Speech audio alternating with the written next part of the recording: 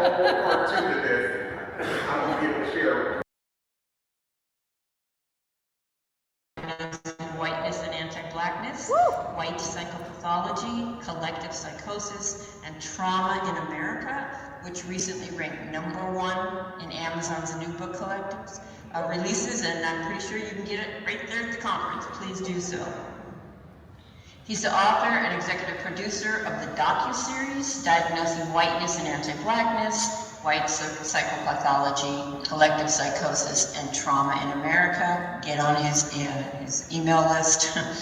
It's a 10-part video series, and he's the founder of Blackademics, a nonprofit organization that provides educational experiences and opportunities to educators, lawyers, healthcare professionals, and the larger population.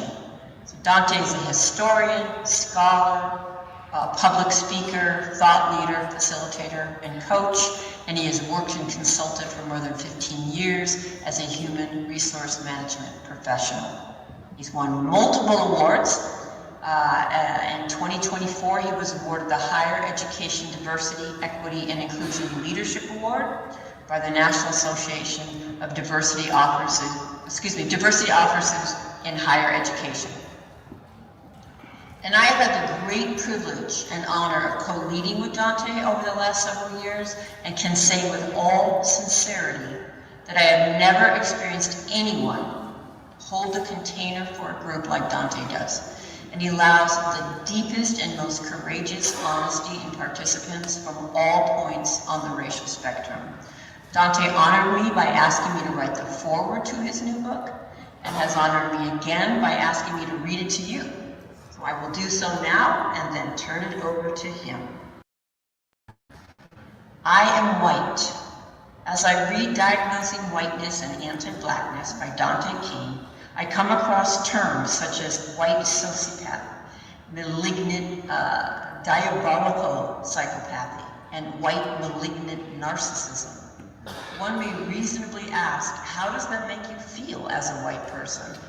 And I can answer with sincerity that I feel recognition and relief. I even feel excited and empowered. Why? Recognition because Dante describes a racial orientation inculcated within me at an early age and continually reinforced throughout my life. Relieved because these words break white racial taboos and directly name white sociopathy. Excited because to receive a diagnosis is the first step toward a cure.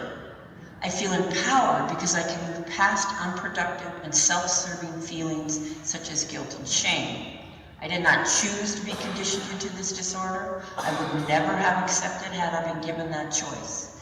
Dante's analysis is not about me, but Dante's analysis is about me, but it isn't personal. That understanding is actually liberating as it frees me from defensiveness, hurt, anger, and denial.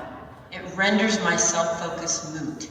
I am left ready to challenge white sociopathy within myself, my fellow white people, and society as a whole. I've been involved in anti-racist education for over 2 decades, working both internally and externally to expose and challenge white supremacy. I could not have done that without deep mentorship from Black people and other people of color. That mentorship required me to break with my conditioning and see value in having relationships across race. As a white woman, I was not raised to know or love or see Dante King. What a tragic loss that would have been if I had not made the changes in my life that would bring us into relationship. Dante is among the most powerful teachers I have had the honor to learn from. I hold the deepest sense of awe for his brilliance, compassion, commitment, and courage. Dante does not tip around white fragility, bending over backwards so as not to upset our delicate sensibilities and set up our rage. Yet, as Marguerite Malloy testifies, Dante's directness exacts a very high toll. To be Black in the US is to carry a heavy allostatic load due to the chronic stress of white sociopathy. To be Black in the US and continually speak truth to power is to amplify that load, as well as to amplify the risk of violence. I implore my fellow white people to open your hearts, allow Dante's message in, and feel the urgency.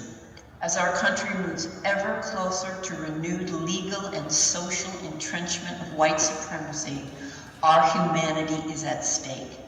We too have an investment in ending this devastating form of mental illness, which so profoundly limits our capacity for full and moral lives.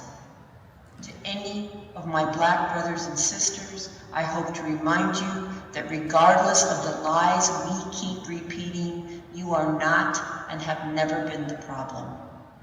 I thank you for your attention. I turn it over to my beloved brother, Dante. It comes with a lot of criticism, antagonism, and vitriol. So thank you so much. I'm honored to be connected to you in a relationship and to be here. So it's been impressive upon me that we have 60 minutes, so I'm going to just jump right in. I want to make sure that people understand some of my folks, that will become clear as I move on or into my talk. But I am raising this morning, and really throughout my work holistically, the experiences of people who have been characterized as and or labeled as Black. And so that includes not only African people, African American people, the people who are Afro-Latino, who are Afro-Indigenous, such as my great-grandmother, and really speaking to people's experiences who have been racialized into the construct of being identified as Black, phenotypically, because they have melanin in their skin. Does that make sense? And so, even within the Latino or Latina or Latina construct, it's important to racialize within that construct because the experiences of Afro-Latinos is much different than the experiences of phenotypically white presenting Latinos. Does that make sense? Okay, do I have Afro-Latinos in the house? Okay, so we're going to get this started, and so I'm going to share with you, I'm going to use to start a conceptual framework by Dr. Frances Cress Welsing. I'm going to allow her to explain it to you, even though she's been dead for a number of years. I'm going to feature an interview of this very brilliant Black woman giving an interview about her conceptual framework. She was actually fired from Howard University in the mid-1970s for this framework, and then we're going to work from it. So turn to the person next to you and say, he's going to share the framework. He's going to share the framework. And then we're going to work from it. And we're going to work from it. Turn to your other neighbor and say, and we're going to learn from it. And we're going to learn from it. Okay. System, white supremacy being the compensation for white genetic recessivity. So I'm going to give some examples that really highlight this, and I'm going to start with the institution of religion. But let me go back because, let me just see. Here we go. Would we consider, for example, the intersection of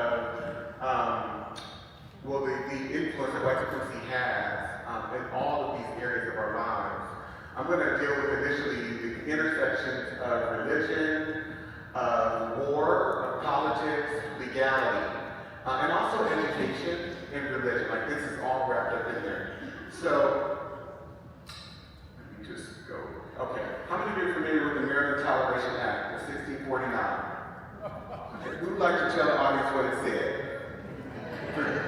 Who raised their hand? Please stand up. Or someone, whoever stood up, or raised their hands, please stand up. No one. The reason I'm doing this on purpose too, because I have white people that are like, oh yeah, I'm familiar with this, but then when you ask them to recite it, they can never tell you.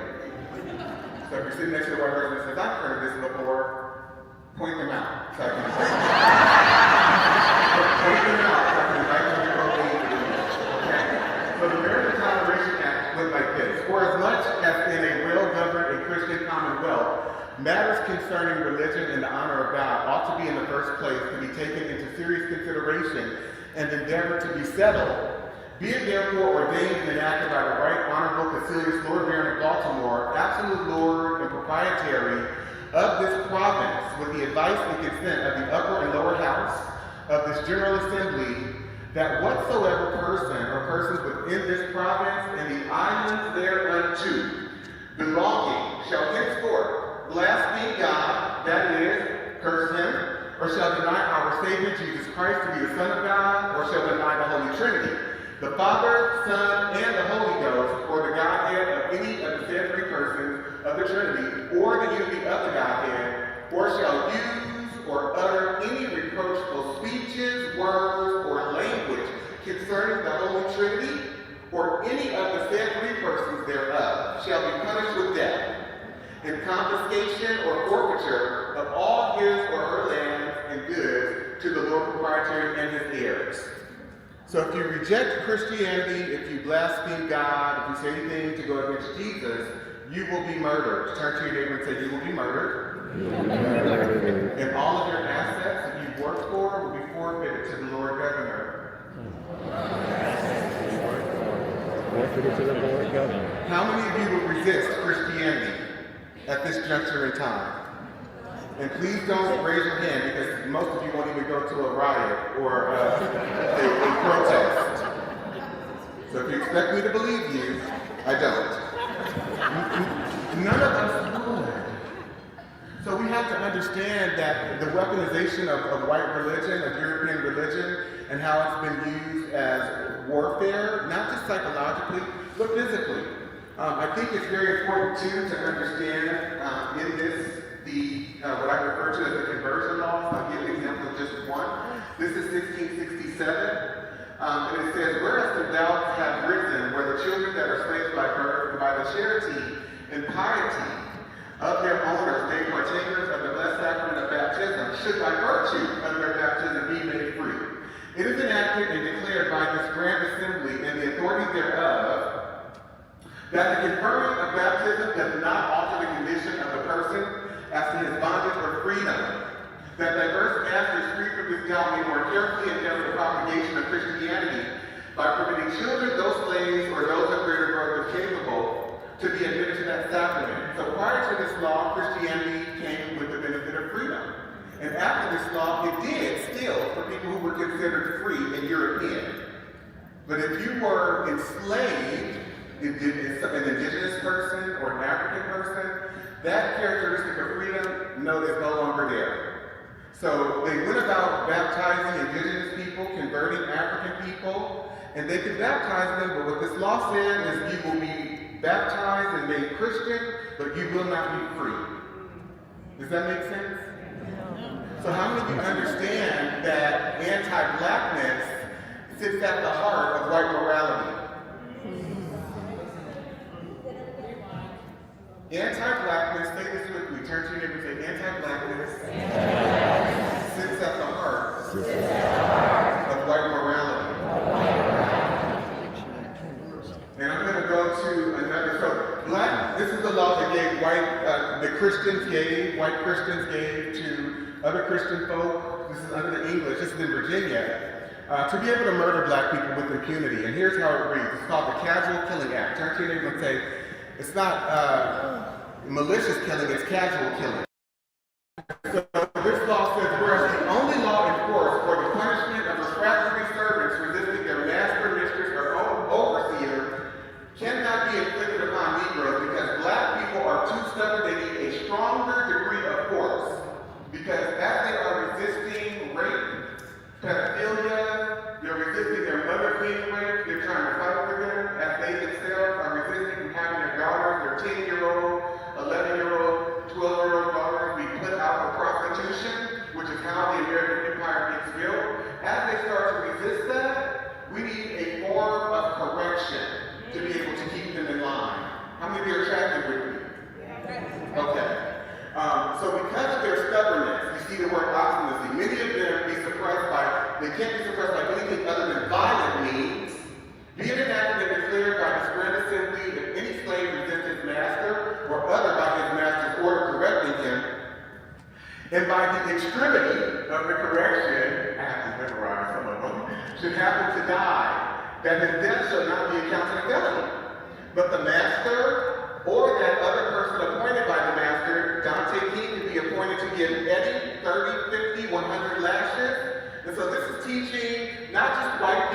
to think about and how to relate to and deal with Black people is also shaping the foundations of what becomes the Black community. Because how many of you know that we weren't Black? We were Ugandan, we were Nigerian, we were Canada, we weren't Black. And so the whole Black construct is one of terror and trauma. And so it said, since, we're giving basically white people the benefit of the doubt, and the entire legal landscape in this culture, and institutional and cultural landscape, is all about giving white people the benefit of the doubt. So each one of these laws and everyone that follows subsequently assumes good intent. How many of you know that a Black person can never assume good intent of anyone? We have no allies here, and sometimes that even includes people that look like us, because they've been trained to adhere to a psychological framework, a cultural framework, a value system, a belief system that aligns themselves with whiteness. And so I have to understand and size up very quickly and accurately who in the room is doing their work. Because even Black people cater to white comfort and seek validation from white people and other non-Black people, and they see a valuelessness when it comes to other Black people. So I have to stay away from those Blacks. Turn to your neighbor and say, you have to stay away from those Blacks. Stay away from those Blacks. And don't get me wrong, I'm very clear because I used to be one of them. And I'm in recovery. And I still struggle with be or can be given the circumstance or whatever. But I'm working on myself. And so I'm inviting all of you, as I am too, to be on this journey of recovery from white supremacy. Recovery from anti-blackness. So I'd like you to turn to your neighbor really briefly and just share. What's your initial reaction to some of the examples that I just shared? I'll give you 30 seconds each. Person, just one. A reaction? No one? Okay. You are taking us to church. Synagogue. What am I missing? Temple. Mosque. You are bringing us knowledge to empower us and to help us believe and receive that we are connected to a feeling that we ain't crazy. Look here.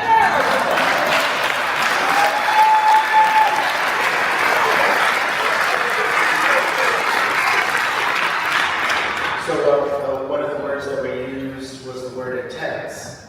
And I asked, well, why would you use that word? And then as they shared, what was coming up for me is I need to ground myself when once again I'm shown something that I was not allowed to see. And so as I begin to see these and continually unpack these moments, it's not about getting upset and angry anymore. I'm grounding down and I'm allowing myself to go on my journey of healing, because that is what I need. So thank you.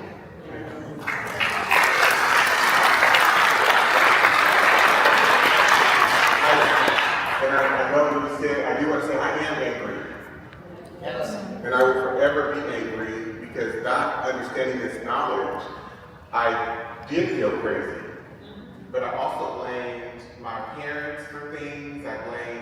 I misdirected my discontent and my anger because I didn't have this information. And so left without any context, I blame Black people for their misgivings, for not doing X, not doing Y, not doing Z. I had no reference.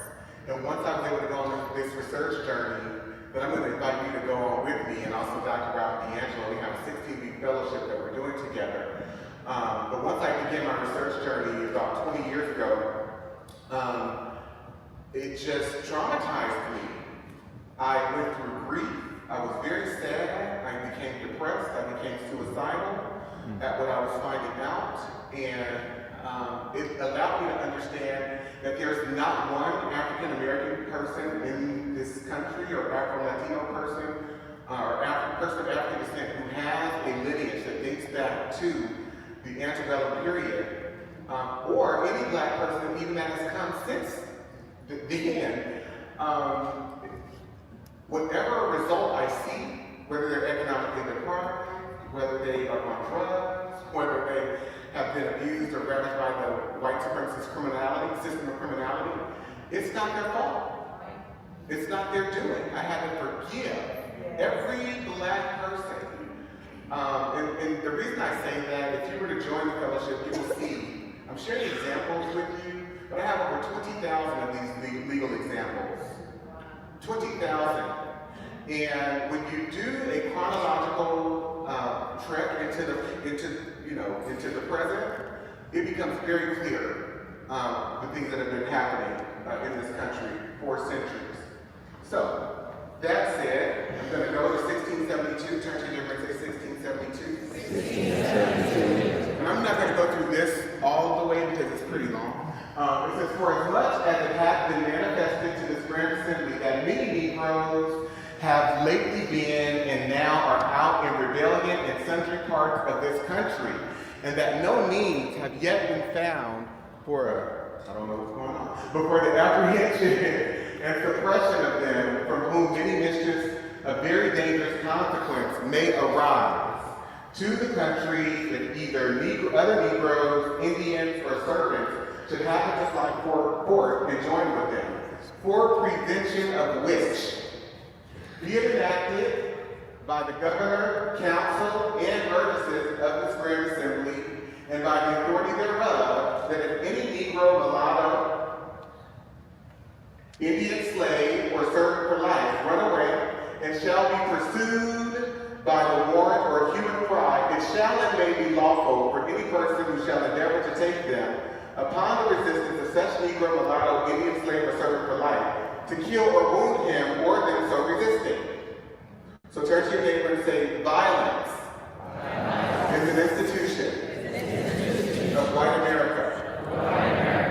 Genocide is an institution of white America.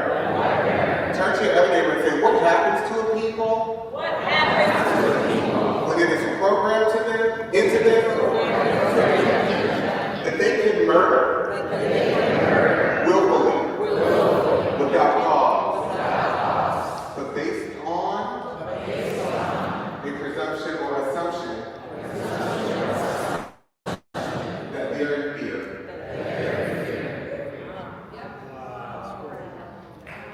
What happens over time? How many of you see that the humanity and the emotionality, empathy, and compassion is being regulated out of white people? By show of hands. Okay. It also goes further. And if it happened that such Negro, mulatto, Indian slave, or servant for life do die of any wound in such their resistance received, the master or owner of such shall receive satisfaction from the public.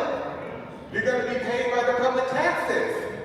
If your Negro or Indian slave or servant for life, mulatto, happens to be killed, turn to your neighbor and say, if you're white, turn to your neighbor and say, white person, you don't lose out. It's a win-win all the way around. So how many of you see the inhumanity of white capitalism? Okay. And then I'm going to nuance this just a little bit, but I'm going to go down to the bottom. And it is further enacted by the authority aforesaid that all such Negroes and slaves shall be valued at 4,500 pounds of tobacco and casks apiece, and Indians at 3,000 pounds of tobacco and casks apiece. Who is it worth more to kill? Turn to your neighbor and say, who is it worth more to kill? Ask them. Black people.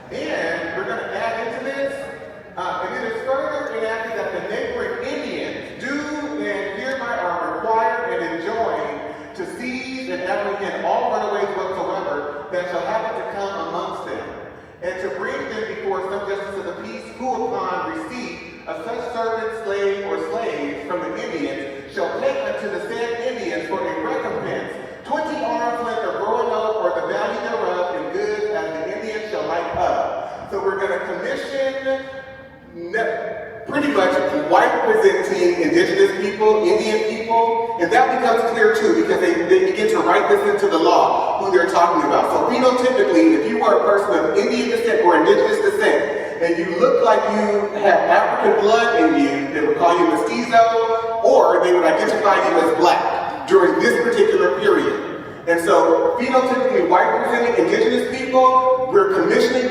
you to go after and target phenotypically Afro-indigenous people, African people, and African black people who are here in the colony. How many of you get this? This is very nuanced, and it's important that we racialize always, understanding that racism in America is a color caste system. Turn to your neighbor and say, it is a color caste system. This is the Preventing Negro Insurrection Act. How many of you would be angry over the last 50, 60 years, leading up to 1680, if you were black, based on just a few examples I shared with you? How many of you would be angry? And so black people start to organize, Angolans and others that they are bringing in from the western strip of Africa. And so they implement this Preventing Negro Insurrections Act. And here's what they say. Whereas the frequent meeting of considerable numbers of Negro slaves under pretense of feast and burial is judged of dangerous consequence. We don't want them eating breakfast, lunch, or dinner. We don't want them attending funerals because they are attempting to organize and resist. How many of you see this? Okay. Be it enacted by the King's most excellent majesty by and with the consent of the General Assembly, and it is hereby enacted by the authority aforesaid, that from and after the publication of this law, it shall not be lawful for any Negro or other slave. I'm going to repeat that. For any Negro. Turn to your neighbor and say, we are not just talking about those who were enslaved. Those who were enslaved. We are talking about all Negroes. All Negroes.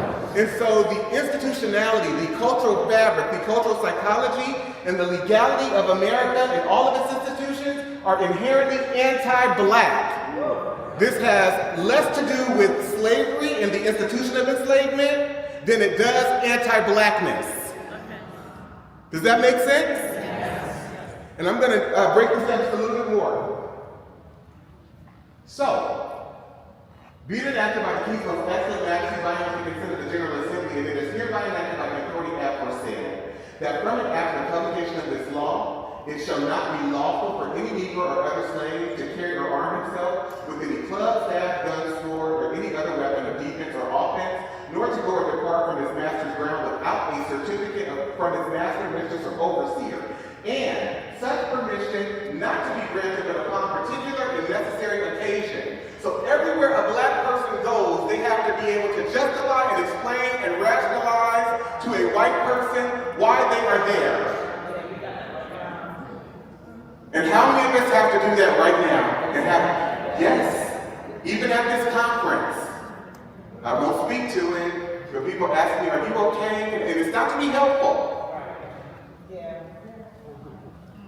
And every Negro or slave for offending, not having a certificate, as After said, shall be sent to the next constable, who is hereby enjoined and required to give the said Negro 20 lashes on his bare back, will lay on, and so send home to his said master, mistress, or overseer.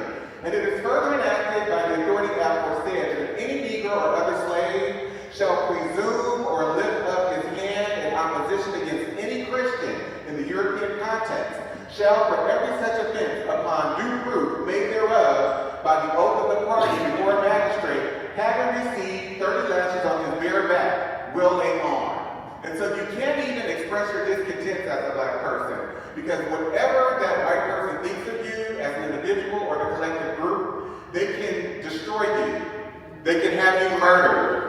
And so this right here literally is speaking to black people that decided to push back or defend themselves. But right now, in this context today, I'm not safe if I go and work for an institution. Because I've got to deal with Susie, Katie, Karen, Becky policing me. I've got to deal with what Tom and Peter thinks about me and whether I'm adhering to the standards of white standards of professionalism. And so I suffer from, and we all do, experience and suffer from a chronic anxiety. Because black safety depends on the white mind, what any one person thinks about us at any given moment. And so we're never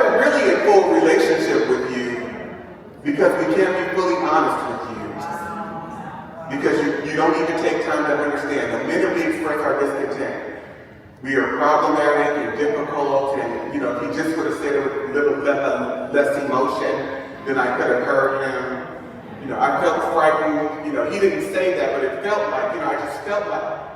And so you all have this chronic anxiety that you suffer from, and a lack of emotionality, and lack of compassion, and a lack of humanity, that you need to begin to engage if you want to be in true and real relationship with Black people. Because do not mistake our niceness as though we are in relationship with you. We fear you, and we are programmed to cater to your comfort. And so knowing that you can have us killed, you can destroy our livelihood at any time, we have to be pleasing to you.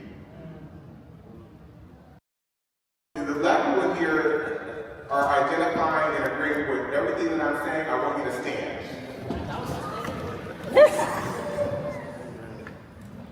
So you can see I'm not just speaking for myself. I don't even know most of these people that are standing, and yet we have this shared experience.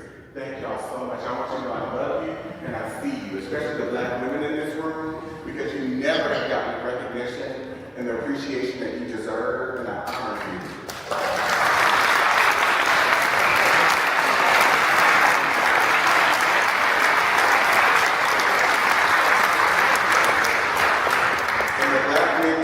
My Black males, my Black brothers, I love you, I see you, I understand the erosion of your humanity, having to minimize yourself and make yourself small, not even being able to defend yourselves, your sons, daughters, nieces, and nephews. It's crazy. So I just want to say that. And I would not be standing here today had it not been for my mom, who I worship her when she was my first role model. And my dad, I love my dad too. And so it goes on saying, it is hereby further enacted by the authority that said that any Negro or other slave shall absent himself from his master's service and lie hid and lurking in obscure places, committing injuries to the inhabitants, and shall resist any person or persons that shall by any lawful authority be employed to apprehend and take the said Negro. That then, in case of such resistance, it shall be lawful for such person or persons to kill the said Negro or slave so lying out and resisting, and that this law be once every 6 months published at the respective county courts and parish churches in this colony. And so guess what? Stand up for me, white people. Please stand up for me. I just want to share with you, in our service today, we have a new law that gives you the opportunity to ask for a certificate from every Black person that you see. You have the right to police and surveil them anytime you see fit. They have to justify and explain to you why they're at any given place at any given time. And if they raise their hand to defend themselves against you, or even if you just think it, if you presume that they might be going to do something to you, you have the right to report them to the local authority and have them subjected to 30 lashes on their bare back and then sent home to their master. And if that's not enough, guess what additional privilege we're affording to you today in this law? You get to have them murdered, or you can kill them yourselves with impunity. What great privilege. And so now, after this announcement, we're going to have communion, we're going to have some grape juice, and then we're going to pray, because God has given us this authority. How does that privilege feel?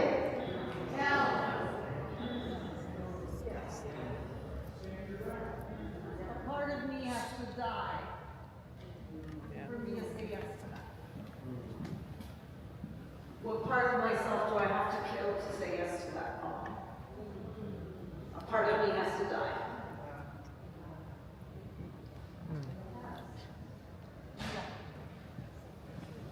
Or you can have a seat.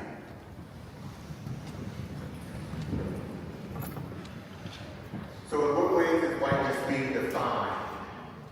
Because as you heard Dr. Chris Weldon say, it's not been defined genetically. It's not been defined legally, scientifically. So in what ways are these laws shaping what it then means to become white? Anti-black.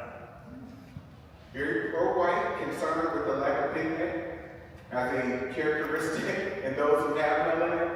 But then there's also a direct target of anti-blackness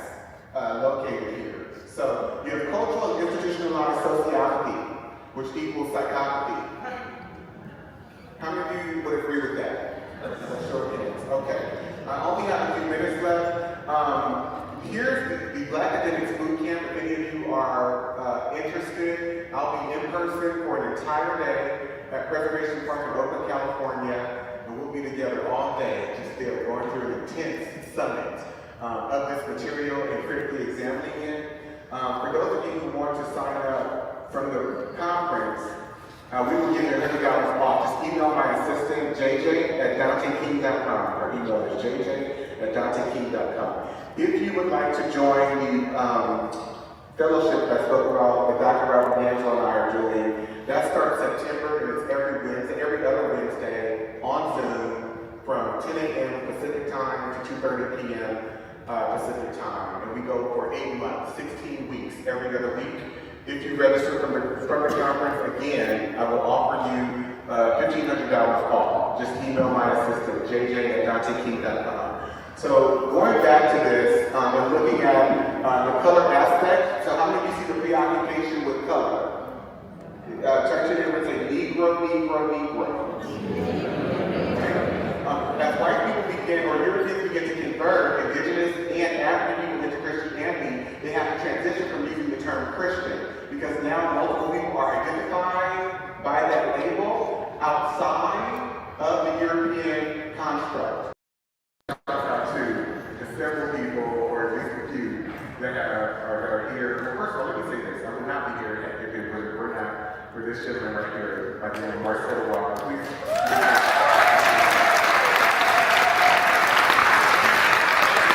And my other assistant, who just handles my whole life.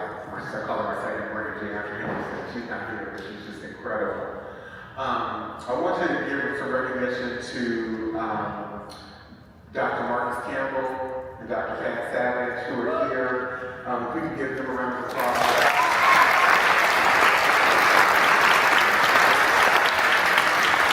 I've been doing some incredible work with them, some deep work.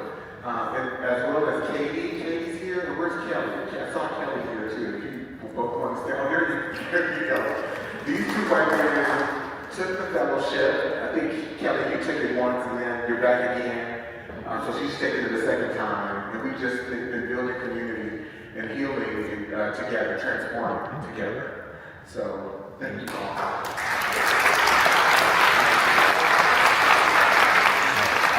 This is the South Carolina 1740 Negro Act, and this act says, Section 1 declares all Negroes of Indians to be slaves. Section 2, under this provision, it has been uniformly held that color is prima facie evidence that the party bearing the color of a Negro, mulatto, or mestizo is a slave. But the same prima facie result is not followed for the Indian color. What does prima facie mean? Face of the evidence. So if we perceive you just based on visible, just on sight, visually, to be of the Indian color, you're not enslaved. How many of you understand that? But if you look like you phenotypically have any mixture of black or African blood, and we perceive you, you are enslaved. How many of you got that? How many of you see the object of color functioning in white people's compulsory obsession with it? Okay. So then we go to the 1790 Naturalization Act. And so this objectification of a color concept, white, turn to the white person next to you and say, you're not white. You're European. And you lack an ability to produce skin pigmentation as other groups do. Turn to your neighbor and say, you're not white. Get healed. Okay. So we're going to start a whole country, the United States of America, based on the predicate of whiteness.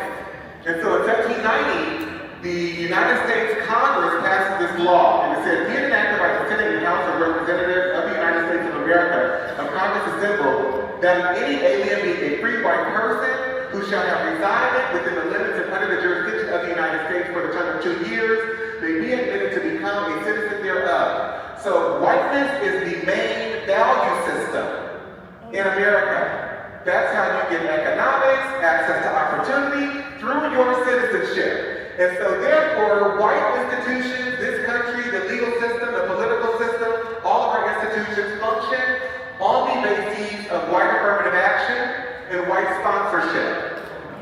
There's a book called When Affirmative Action Was White, written by a Jewish guy by the name of Ira Katz Nelson. You should get it and read it. When Affirmative Action Was White, by Ira Katz Nelson. We then go on, so is this privilege or terrorism? Is it privilege or terrorism? I don't know, I still don't know. You're not white, get healed, okay. So whiteness is psychological in nature. It's been infused into our legal system, all areas of our lives, and so has anti-blackness. And so anti-blackness is a white American legal, social, cultural, economic, institutional values and belief system. It involves the deprioritization of humans labeled as black people, as well as the criminalization, hyper-negativity, hyper-scrutiny, and negative positioning of black people and or blackness throughout all aspects of American society and life for the purpose of justifying and rationalizing political, social, cultural, economic debasement and inhumane treatment, ultimately genocide. So we are involved in a genocidal project where non-white people are concerned. How many of you see that being evidenced before you today? Okay.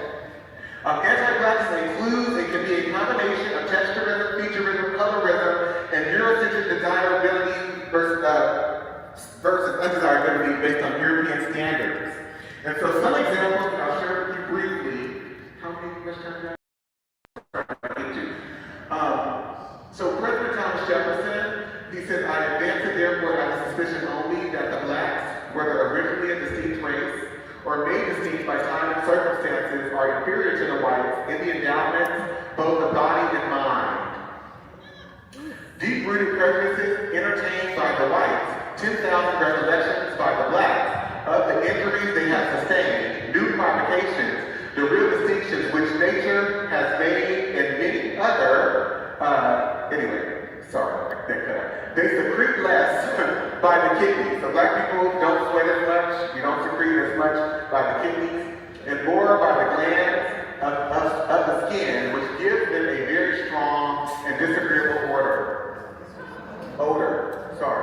So we smell bad, we're unattractive. How many of you see this?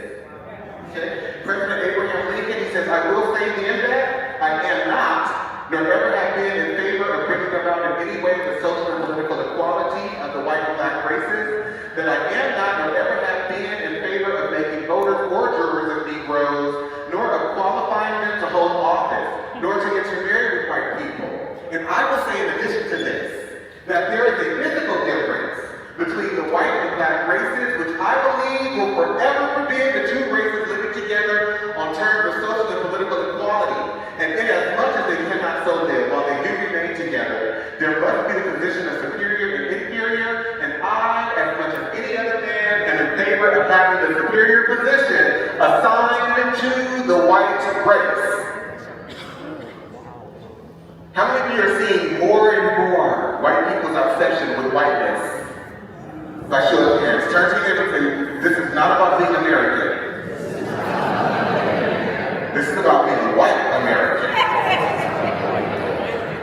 So, President Andrew Johnson, Lincoln's successor, once Lincoln was assassinated, he said the blacks were given the right to vote. That would place every splay-footed, bandy-shaped, humpback, thick-lipped, flat-nosed, woolly-headed, ebon-colored Negro in the country upon an equality with the poor white man. As long as I am president, this will be a country for white men and a government for white men. So we go, Albert Einstein, he said that racism is a disease of white people in 1946. White malignant narcissism, extreme arrogance and self-centeredness, disregards feelings and needs of others, manipulates, uses, and exploits others for personal gain or pleasure, possesses an extreme need for power, exacts revenge against others upon critique, fantasizes about ways to gain more power or dominance over others, lacks conscience, regret,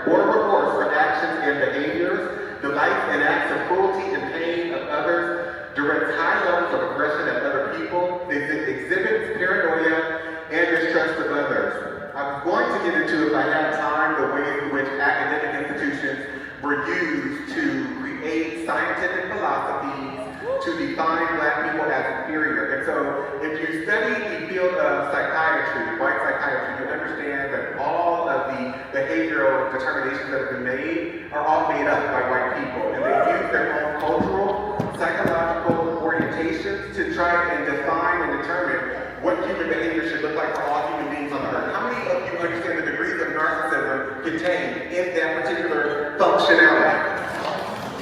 To think that you're able to define human behavior for every human being on the planet, not understanding their culture, the nuances of lineage of the culture, what people value, no consideration of it. Just use labels to diagnose people based on how you perceive them. Turn to your neighbor and say, it is psychotic. And so, that was University of Pennsylvania. I'm going to end with a quote. If I can get to it. These are rape laws that just only included white women, didn't include Black women. White men were not criminalized in most states for rape. Every prototype that they mentioned for rape in these laws has to do with a Black male.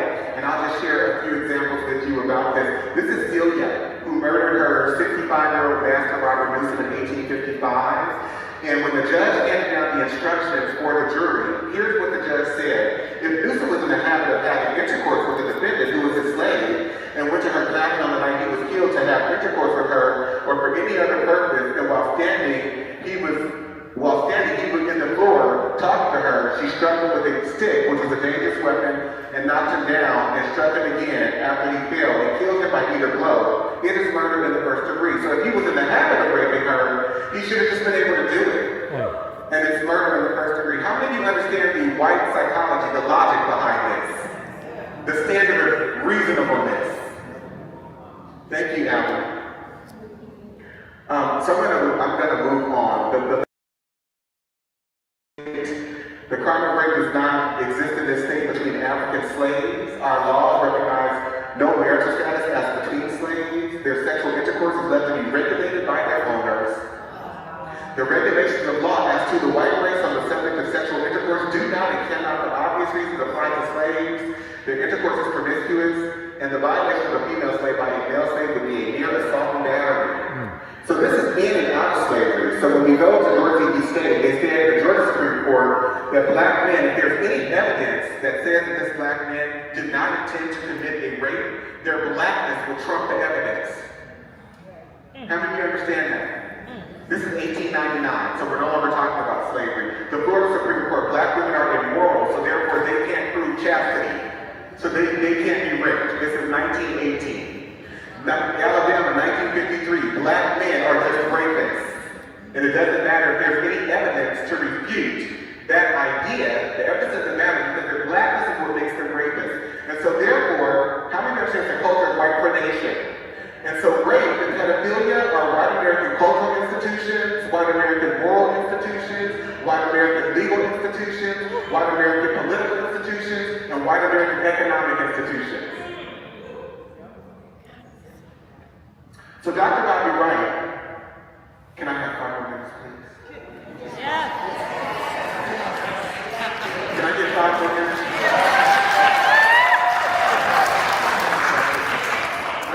Look short. Okay, short. He's Jay the Stair. So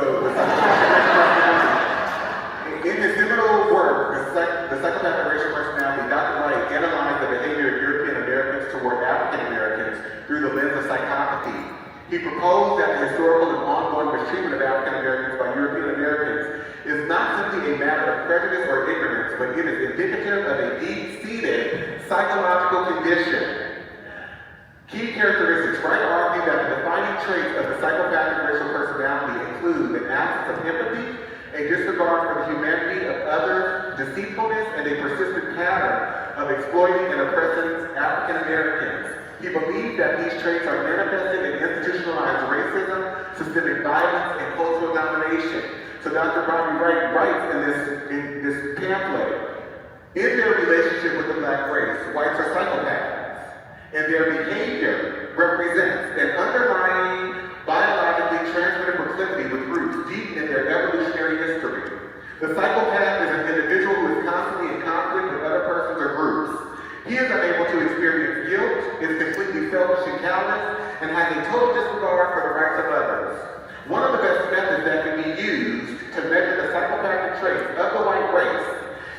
observing and analyzing their universal overt behaviors and attitudes towards blacks. Psychopaths simply ignore the concept of right and wrong.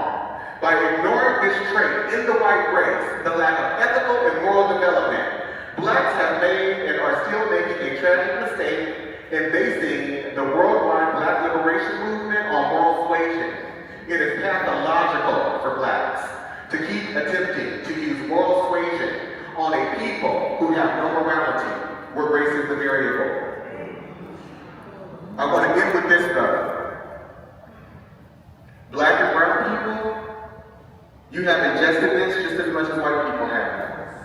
Because you strive in your quest for progress to be just like white people. And so this extends to you. You've been trained to be psychotic. You've been trained to be delusional. Because how many of you are hearing this history for the first time? So many of these examples, by show of hands.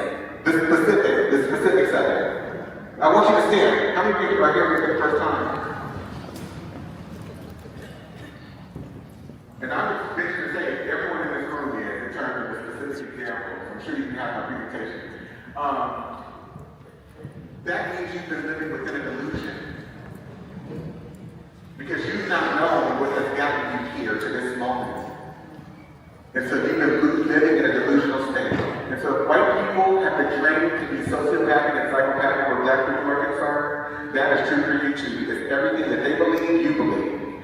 Everything that they value in terms of their educational system, language, logic, all our cultural norms, standards, you brought into that too. So you have to do your own work and start your own journey. Thank you so much for having us.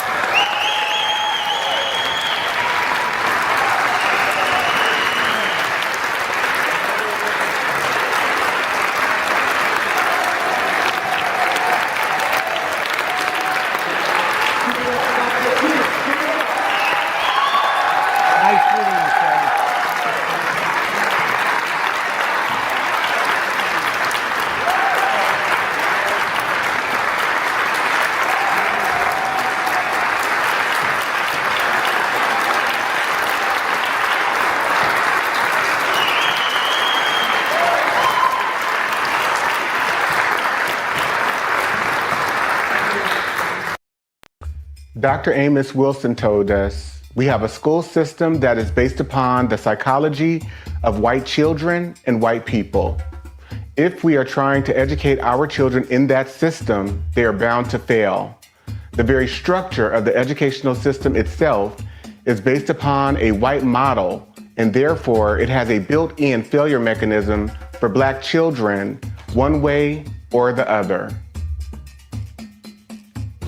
Dr. Bobby Wright told us, in their relationship with the black race, whites are psychopaths, and their behavior represents an underlying biologically transmitted proclivity with roots deep in their evolutionary history.